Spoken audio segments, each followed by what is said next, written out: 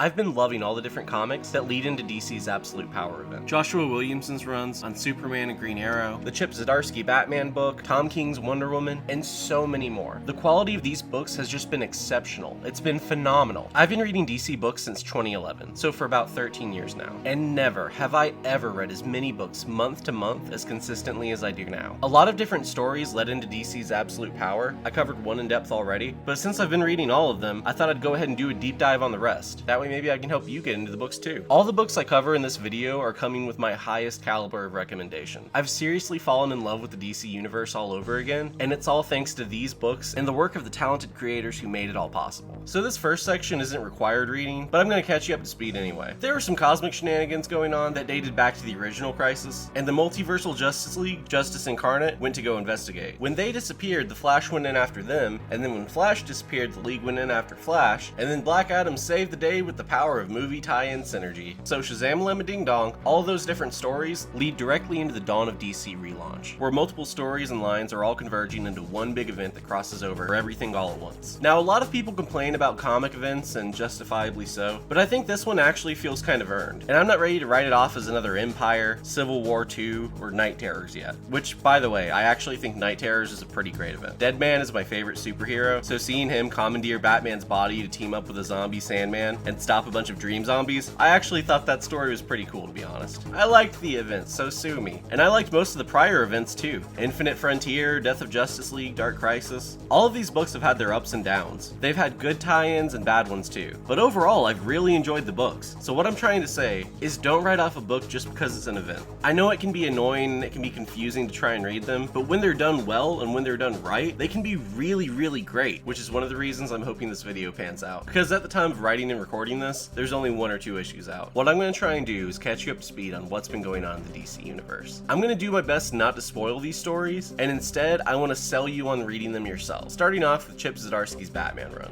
I first covered this run a little bit over a year ago in my Arrh video here. In Zdarsky's 2022 run on Batman, Arrh popped up all over again. Only this time he's a lot more reserved. He acts a lot more like the 1950s Silver Age Batman than the feral iteration that we saw in Batman Rest in Peace back in 2007. Like this one part where he calls Robin chum. It's a little cheesy, but I do really love seeing Silver Age tropes get repurposed into the modern era in a kind of meta way. So Arrh was the failsafe backup Batman that was supposed to take over if Batman ever went rogue. But Arrh also built a robot to take him down if he ever went rogue. So Batman made a failsafe for if he went rogue, and that failsafe made a failsafe for if he ever went rogue, and then named it Failsafe. Just like Batman created contingency plans for the League and Tower of Babel and Justice League Doom, this was Batman's failsafe for his failsafe. A Batman robot designed to take out a subconscious Batman that's designed to take out Batman. I fucking love comic books. I liked the story then, but I love it even more now. What you need to know about what went down between now and then is that Arrh was a subconscious alternate personality that Bruce Wayne programmed to be a better Batman. But then Arrh went corrupt and created a better robot body for himself. Arrh also managed to team up with all the different versions of Arrh from across the multiverse and pulled them out of the heads of the original Batman, just like how he had left his original Batman. No one's really sure what's going on with that subplot yet, but I have a few ideas and a few theories. So Arrh and Failsafe is now teamed up with Amanda Waller, which leads us into the first issue of Absolute Power. I really can't recommend Zdarsky's run enough. I don't really know if it's newcomer friendly at all, but as a fan of Batcod shenanigans and trippy, psychedelic, introspective stories, I just find myself getting a lot out of this run. I really enjoy it. Maybe it's the Morrison fanboy in me that's happy to see sequels to concepts that originate in Morrison's 2006 run, but I've also just been a big Zdarsky fan for a long time, ever since I read Sex Criminals years ago. I think his Jughead is a lot of fun, and I heard that his Daredevil run is goated, so maybe I'll check that one out one day. The next run I'm going to be talking about is the Josh Williamson Superman run. Except, instead of focusing on it, I'm going to talk about how we got here and why this might be one of the best runs of Superman that I've read my entire life. So DC had the bright idea to make Superman evil again. And that idea triggered Grant Morrison so much that they came out of retirement to write Superman and the Authority instead. And thank God they did, because this book is so good. Superman assembles a new super team of unlikely allies to go fight Mongol on Warworld. So Superman and the Authority leads directly into the Warworld saga, which was written by Philip Kennedy Johnson. I love the Warworld books so much. They're so much fun. Those books ended with Superman bringing home 2 adopted twins to Lois. So now the Super family has 2 knew super children.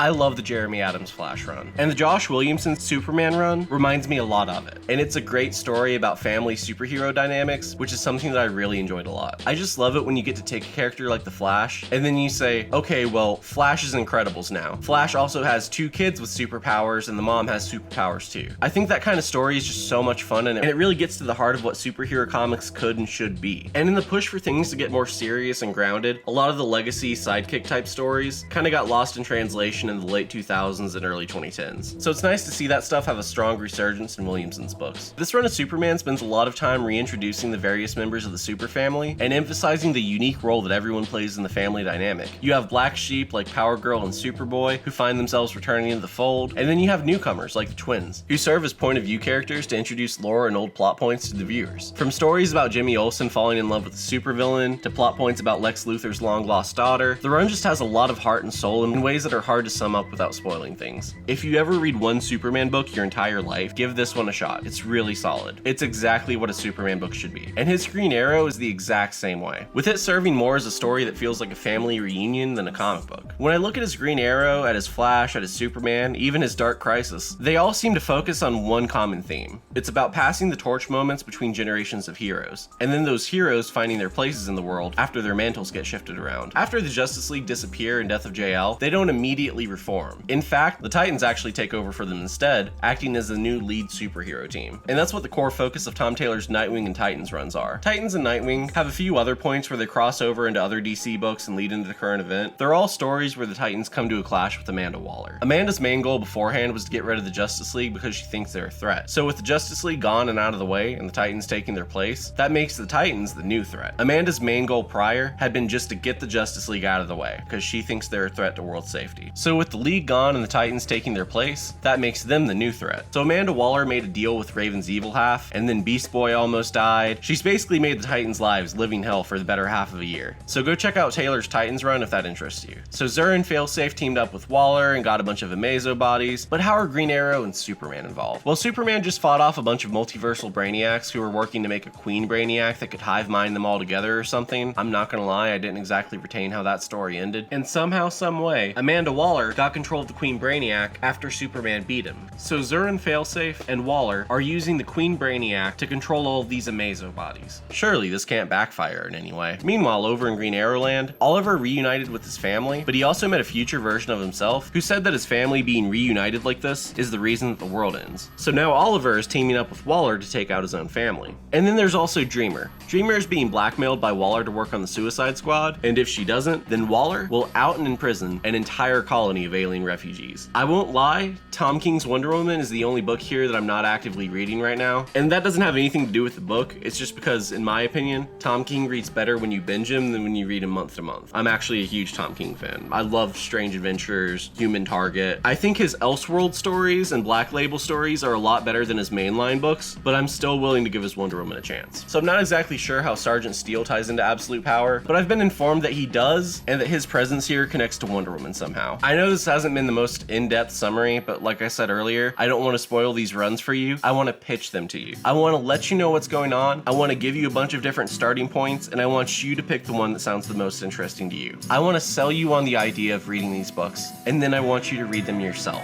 So here's what you do. Look up any of the titles or writers that I mentioned in this graphic. Then type in issue 1 or volume 1, and that's probably going to be where you start. You don't need to read everything or be caught up with all the individual books to appreciate what's going on in Absolute Power, but it doesn't hurt either. And even if the event ends up rough, hopefully it'll at least sell people on trying out books that they wouldn't have checked out beforehand. Because like I said earlier, I can't remember a time where I've read more comics my entire life. Month to month, I just read more comics, and specifically, I read more DC comics than I ever have before. And it's all because they're just that good. Marvel is not matching the same bar of quality consistently, seriously, but DC is. DC is the Coke of comics right now, and Marvel is the Pepsi. These books are just so good, and if you're curious at all, then I really can't recommend the Dawn of DC stuff enough. They're just top tier books all around.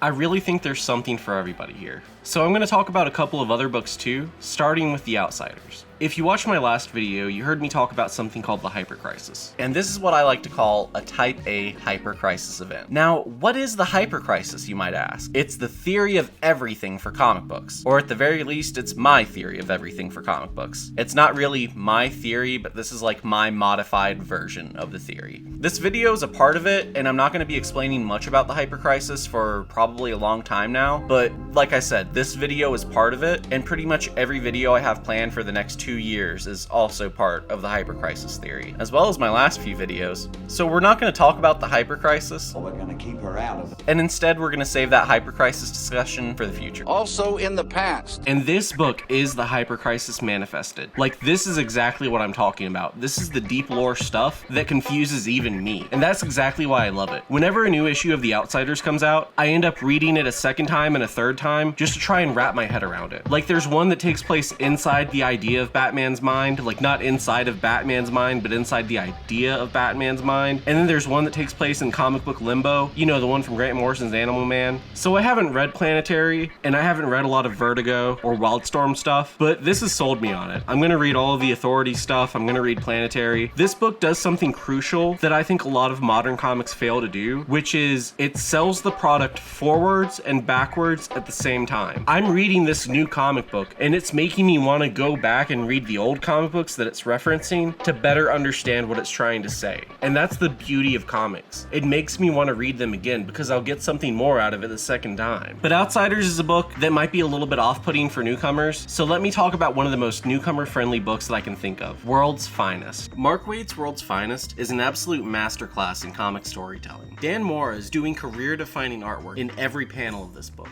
Every issue is better than the last. Part of what makes this book so newcomer-friendly is that it takes place about 15 or 20 years in the past, but only about 5 or 10 years into Batman or Superman's time being superheroes. So the Justice League and Teen Titans exist, but Dick is still Robin, and Crisis hasn't happened yet. It's a very standalone corner of the DC universe, existing in this kind of gaslit, retconned new version of the past that's telling new stories there, while also paying respect and homage to those past iterations of the universe and the timeline that existed before it. All that is to say, it doesn't really matter, it's its own thing, it's canon, and it's a standalone product that's just absolutely top tier, top of the class, top of the line material. I adore this book so much. The art is amazing, and Waid brings so much heart and soul to the writing. I've loved Mark Waid for a long time. His 27-issue run on Archie might be one of my all-time favorite comic runs. And I didn't give a flying fuck about anything Archie before I read that book. But Mark Waid made me fall in love with the characters and fall in love with the universe, and he made me get why these characters and why this world was so special to so many people. The significance of Archie comics was completely lost to like 2 generations of people between the 80s and the 2000s. Before Riverdale kind of brought it back. And I was part of that generation that didn't really get Archie. But this comic made me understand why it was so special. And it got me reading all the other Archie stuff too. Even the stuff that wasn't written by Mark Waid. Books like Sabrina and Jughead, even the zombie stuff. I just fell in love with Archie all because of Mark Waid selling me on the universe of Archie through his reboot. And I think Mark Waid's World's Finest can produce that same effect with newcomers to the DC universe. I'm not gonna lie, I'm a little bit of a Mark Waid fanboy. So of course I'm really excited for the Absolute Power event. But more than anything, I'm just hopeful for the DC universe as a whole. The dawn of DC has really pumped a lot of new energy into the DC universe. It's a great time to be a DC fan. Even books I haven't been keeping up with month to month, like Wonder Woman, Green Lantern, Birds of Prey, the current run of Flash, even though I haven't been keeping up with them month to month, I keep hearing phenomenal things about them, which keeps them on my back burner for a binge at some point, like how I caught up with Green Arrow a few weeks ago. Like I said earlier, Marvel just isn't matching the same bar of quality consistently, but I think DC is making crowd pleasers that'll appeal to anyone. So like I said, any one of these books would be a great place to start. So pick a character and go. Are you reading any current DC ongoings? What's on your pull list? Be sure to let me know in the comments down below. Drop a like if you enjoyed the video, and check out this other vid where I go in depth on the hidden lore and dark secrets of comic commercial advertising. I've also got a video on the Suicide Squad game on my second channel if you want to check that out. I'd like to thank my lovely channel members and patrons, and I'll see you in the next one.